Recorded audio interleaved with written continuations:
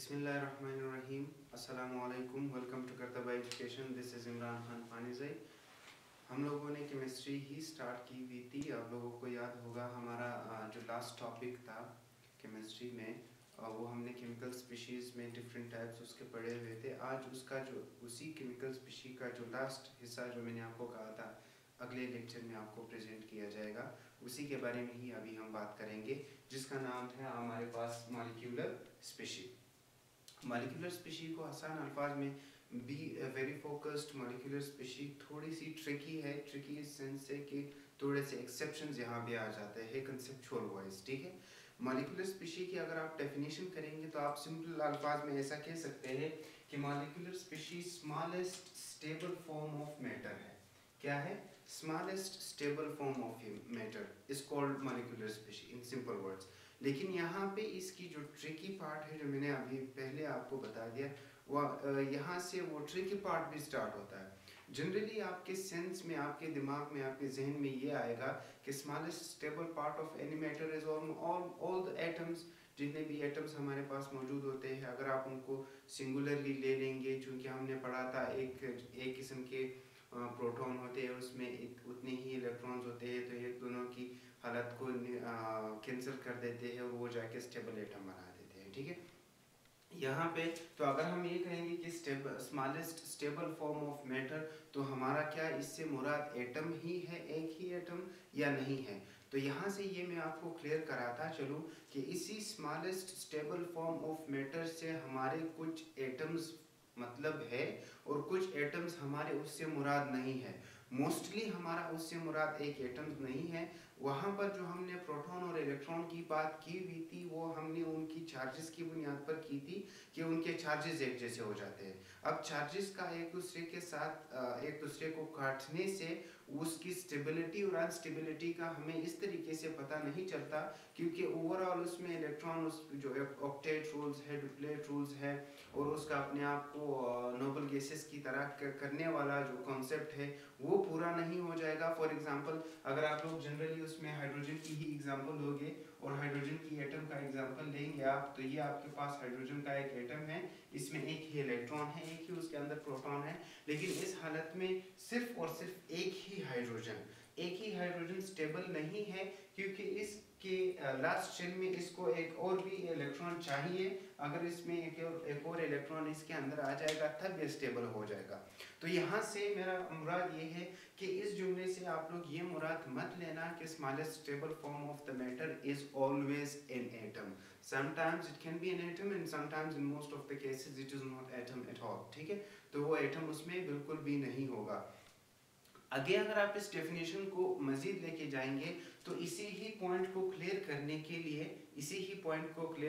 लिए हमने उसकी डेफिनेशन में एक दूसरा वर्ड इस्तेमाल किया है यहाँ पे, जनरली। ठीक है, वो जनरली हमने एक खास स्पेसिफिकेशन, एक खास एक्सेप्शन के लिए मैंने इस्तेमाल किया हुआ है कि smallest stable state of an atom that generally is composed of two or more than two same or different types of atoms।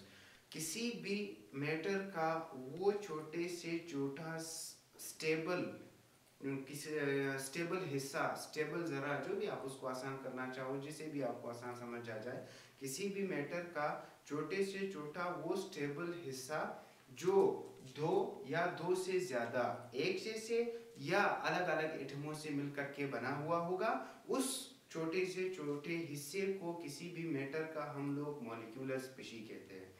अब अगर जब हम उस मॉलिक्यूलर स्पीशीज की टाइप्स की बात करते हैं, यहाँ पे ये तो हो गया उसका डेफिनेशन, और जो कंसेप्चुअल है, जो एक्सेप्शंस है, जनरली को आपने याद रखना है, क्योंकि अभी मैं वहाँ पे वो डिस्कस करूँगा। ठीक है, तो अगर आप टाइप्स की बात करेंगे मॉलिक्यूलर स्पीशीज की, तो बेसिकली हमारे पास तीन टाइप्स होते हैं मॉलिक्यूलर स्पीशी के, नंबर 2 और तीसरा आपके पास 3। अच्छा, सबसे पहला टाइप आपके पास है मोनोएटॉमिक मॉलिक्यूल्स, दूसरा है डाईएटॉमिक मॉलिक्यूल्स, और तीसरा जो इसके टाइप्स हैं मॉलिक्यूलर स्पीशीज के, वो है पॉलीएटॉमिक मॉलिक्यूल्स। ठीक है, सबसे पहले हम आते हैं मोनोएटॉमिक मॉलिक्यूल्स पे। मोनो का मतलब होता है वन। मोनो का मतलब क्या होता है? वन, यानी कि इससे मुराद हमारा एक है। ठीक है, मोनो एटॉमिक एटम को ही साइड करता है, यानी कि वो मॉलिक्यूल्स, वो छोटे से छोटे किसी भी मैटर के जरिए जो एक ही एटम पर मुश्तमिल होंगे और वो स्टेबल भी होंगे। ठीक है, अब मैंने आपको बता दिया कि इससे हमारा कुछ एटम्स मुराद है और कुछ एटम्स मुराद नहीं है।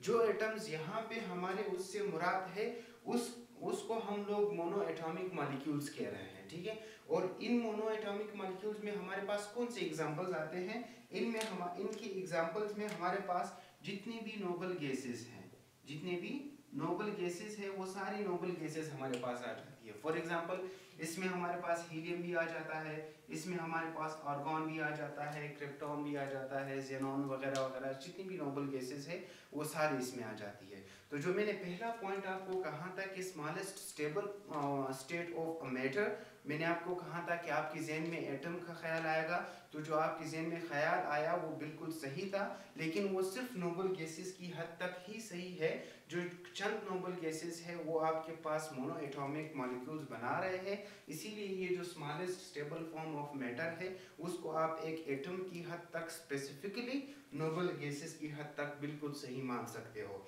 उसके बाद मैंने जनरली कहा है, लेकिन उसके अलावा नोबल गैसेस बिल्कुल एक एक्सेप्शन है, लेकिन उसके अलावा जनरली जितनी भी smallest stable forms of matter होते हैं वो दो या दो से ज्यादा एटम से मिलकर बनते हैं। ठीक है, वो दो या दो से ज्यादा एटम सेम भी हो सकते हैं, डिफरेंट भी हो सकते हैं, ये बाकी का हिस्सा इन दो different types of molecular species को डिफाइन करके देता है।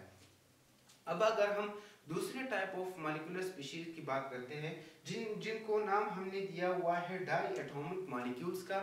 आप लोगों को पता है, बहुत ही बेसिक है, डाई का मतलब होता है टू। ठीक है, इसका मतलब क्या होता है? टू। एटॉमिक का वही मतलब होता है एटॉमिक। आसान अल्फाज में इससे मुराद ये है, डेफिनेशन में यही लिखा है कि किसी भी मैटर का वो छोटे से छोटा स्टेबल हिस्सा जो दो एटम से मिलकर के बना हुआ होगा उनको हम लोग डाई एटॉमिक मॉलिक्यूल कहते हैं।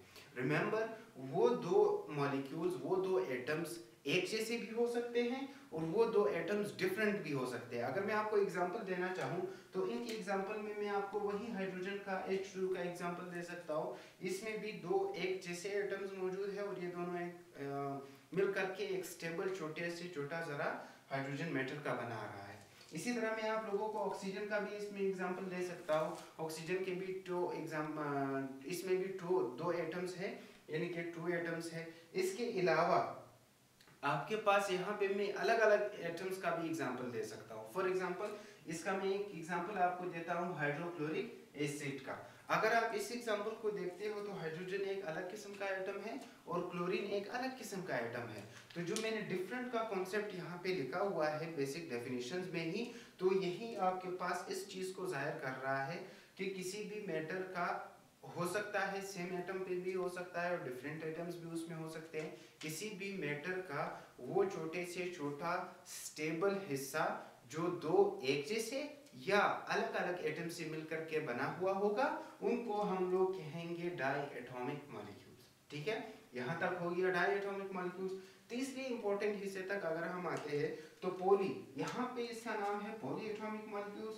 पोली का मतलब होता है, बहुत ही आसान अल्फाज में इसका मतलब होता है मेनी, या आप कहो कि मोर देन टू, या आप जनरली उसको कहो मोर देन टू। ठीक है, आपने इसको कहा मोर देन टू। पोली का मतलब होता है मोर देन टू और एटॉमिक का मतलब होता है एटम्स और मॉलिक्यूल्स का वही जो कॉन्सेप्ट है मॉलिक्यूल का। तो इसका डेफिनेशन आप कैसे करेंगे? आप यही कहेंगे कि किसी वही सारी चीजें चेंज सेम टू सेम है, सिर्फ यहाँ पे हम एक एटॉम की बात कर रहे हैं मोनो एटॉमिक मॉलिक्यूल में। डाई एटॉमिक मॉलिक्यूल में हम बात वही कर रहे हैं लेकिन हमने एटम को दो कर दिया है।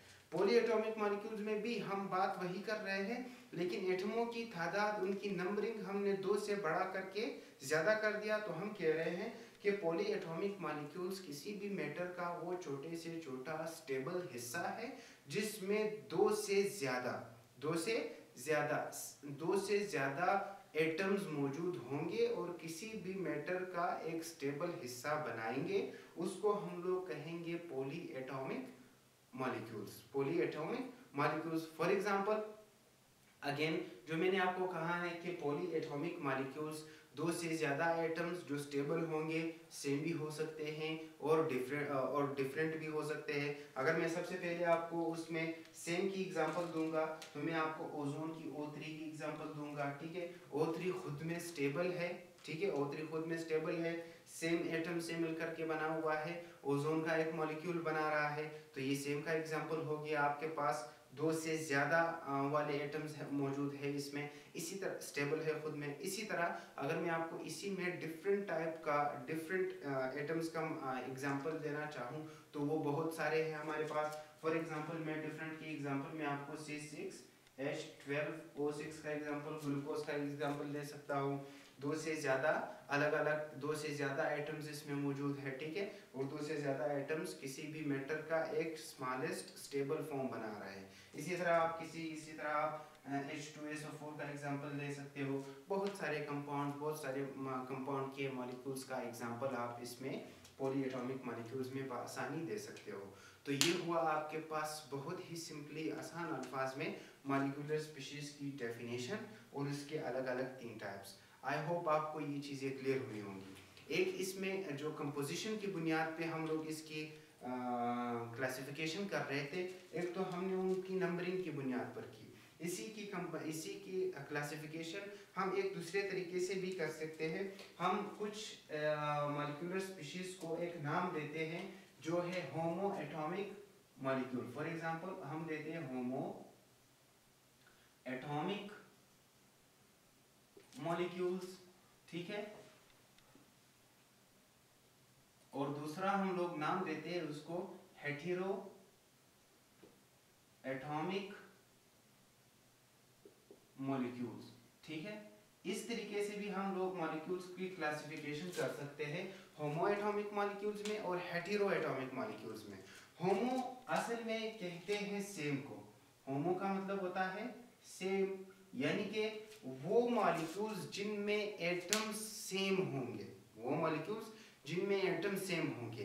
अब वैसे मॉलिक्यूल के कौन कौन से आपके पास आ सकते हैं, देखो यहाँ पर भी एक मॉलिक्यूल है, इसमें एटम सिर्फ हीलियम के ही है, तो मोनो एटॉमिक भी आ सकता है। इसी तरीके से हाइड्रोजन भी एक मॉलिक्यूल है, हाइड्रोजन आयन जो हाइड्रोजन का मॉलिक्यूल है H2, इसमें भी सिर्फ एक ही किस्म के एटम्स मौजूद है, तो इसको भी आप होमो एटॉमिक मॉलिक्यूल में काउंट कर सकते हैं। इसके अलावा जो O3 है, इसमें भी सिर्फ ऑक्सीजन के ही मॉलिक्यूल्स हैं, तो इसी को आप O3 मॉलिक्यूल में होमो एटॉमिक मॉलिक्यूल्स में काउंट कर सकते हैं। हेटेरो का मतलब होता है जनरल में डिफरेंट, इसका मतलब होता है क्या, इसका मतलब होता है डिफरेंट, ठीक है। डिफरेंट एटॉमिक मॉलिक्यूल्स मतलब वो मॉलिक्यूल्स जिनमें एटम्स सेम नहीं होंगे, डिफरेंट होंगे।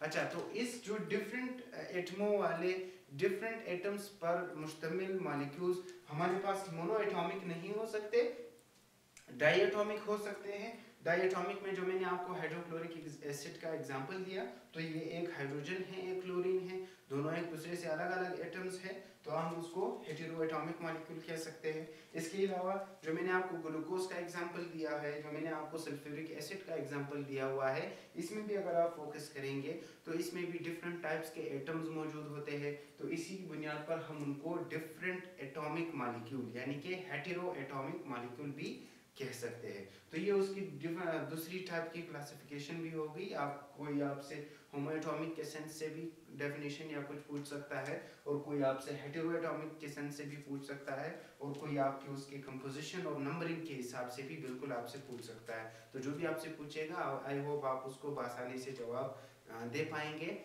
Thank you all very much for having us. कोई भी सवाल होगा आप बिला झिझक कमेंट सेक्शन में पूछ सकते हैं। अपना बहुत सारा ख्याल रखिएगा। अल्लाह हाफिज़।